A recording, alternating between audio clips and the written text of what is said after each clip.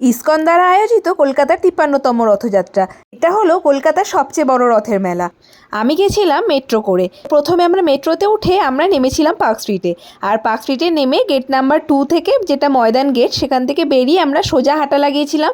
আর রাস্তা চেনার জন্য আলাদা করে কোনো ডিরেকশনের প্রয়োজন হবে না। দেখো, এটা হলো মেলার গেট। ঢোকার পরেই তোমরা বিভিন্ন ধরনের কাউন্টার দেখতে পাবে, প্রসাদ, গিফট, আরও অনেক কিছু। তো গো সেবা করার জন্য আলাদা কাউন্টার আছে। তোমরা যদি যাও সেখানে গিয়ে গোমাতার পুজো করতে পারো, সাথে কিন্তু গো সেবার জন্য কিছু দানও করতে পারো। পুরীর মন্দির থেকে জগন্নাথজি, বলরামজি আর সুভদ্রা মহারানী যেমন গুন্ডিচা মন্দিরে যান, তেমনই কিন্তু কলকাতার ইসকন থেকে রথের দিনকার ওনারা আসেন পার্ক স্ট্রিটে। আর এখানেই কিন্তু ওনারা থাকেন উল্টো রথ পর্যন্ত। ততদিন ভক্তরা এখানেই ওনাদের সেবা করে। তোমরা যদি চাও তোমরাও কিন্তু গিয়ে পুজো দিয়ে পুষ্পাঞ্জলি দিতে পারো। তোমরা এবার দর্শন করে নাও। জয় জগন্নাথ। আর হ্যাঁ, খিচুড়ি প্রসাদ খেতে কিন্তু একেবারেই ভুলো না, এটা কিন্তু পুরোটাই ফ্রি অফ কস্ট। পুরো ভিডিওটা আমার ইউটিউব চ্যানেলে আপলোড করা আছে, তোমরা গিয়ে দেখে আসতে পারো। জয় জগন্নাথ।